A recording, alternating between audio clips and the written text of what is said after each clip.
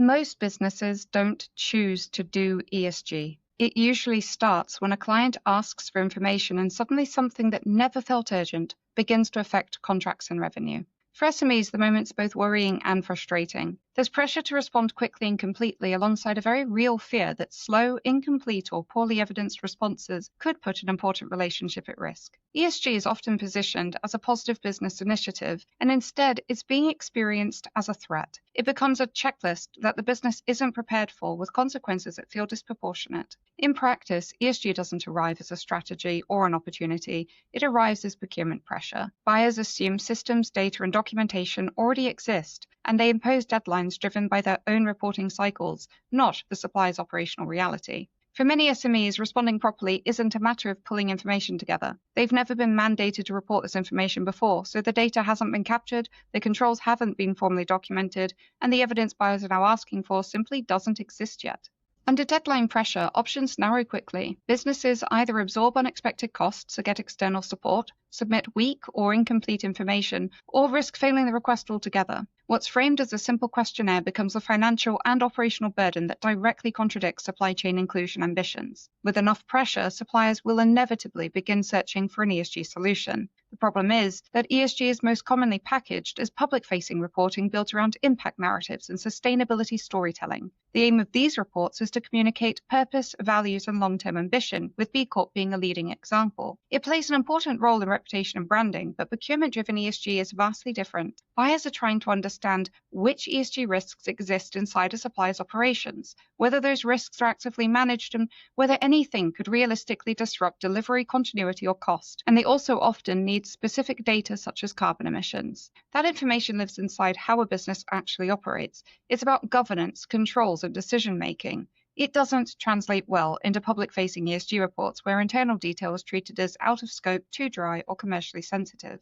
As a result, buyers still don't get what they need from these reports in a usable format, and the pressure shifts back onto the suppliers through bespoke ESG questionnaires and data requests. No wonder ESG is losing its perceived value with most suppliers. That's the dynamic that the ESG Readiness Program resolves. Our program produces a single buyer-facing ESG report built specifically for procurement use. For buyers, this means consistent, reliable information. The report shows how ESG risks are identified and managed, which controls are in place, and what data is tracked, and it's supported by the third-party assurance that all the documentation and processes have been audited. That reduces reliance on good faith declarations and lowers exposure to risks such as greenwashing, modern slavery, and governance failure.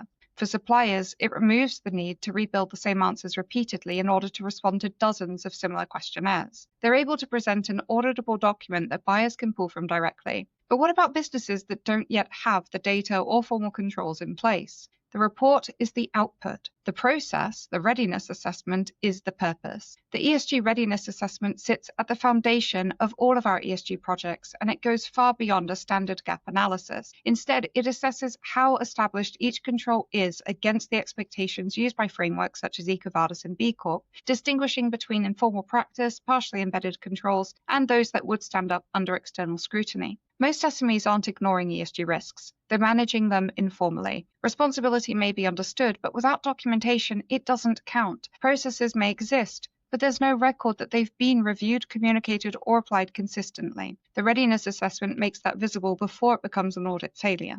From there, the program provides clear step-by-step guidance on what needs to be put in place and what evidence should exist so that controls are built into the day-to-day operations rather than bolted on later. This can be completed independently or supported through our various managed services, depending on the time, internal capacity, and certainty required. Either way, the program sits alongside normal operations, and it takes far less effort than responding reactively to ESG requests under pressure.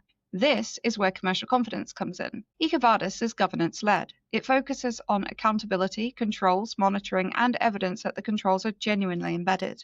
Accreditation requires proof that controls have been in place, used, reviewed, and communicated over time. The Readiness Action Plan is built around those same core controls. It mirrors what EcoVadis and B Corp will assess, excluding only sector or size-specific requirements. That means that the business is working on the exact same controls it will later be audited against, rather than an abstract or parallel version of ESG. Crucially, this creates an auditable trail of implementation for these controls. For any control that wasn't formally documented at the start of the program, there is clear evidence showing when it was identified, how it was implemented, and how it began to operate in practice. So when those controls are later formalized to meet accreditation standards, that formalization sits on top of an existing record of use, rather than a last-minute invention. This is where most first assessments fail, not because businesses are ignoring ESG risks, but because controls and documentation are being created too late. Policies are written for the first time during the assessment. Evidence is assembled under deadline pressure, and businesses only discover what documents are required and to what standard once the audit has already begun. At that point, even reasonable controls will fail, not because they're wrong, but because there's no history behind them. The Readiness Program solves both of these problems. It ensures the controls frameworks like EcoVadis and B Corp expect are identified and implemented in advance, and that there is a documented trail showing when those controls were introduced, how they've been used, and how they've been communicated and reviewed over time. At the same time, it makes the evidentiary standard explicit early on, so businesses know exactly what good enough looks like before any formal assessment begins. In short, the Readiness Program is designed to be proportionate and commercially relevant at any scale. It gives smaller businesses a viable starting point, larger businesses a way to standardize and strengthen what already exists, and all organizations a foundation they can build on over time. It's about making ESG work for the business and to avoid forcing the business to work for ESG.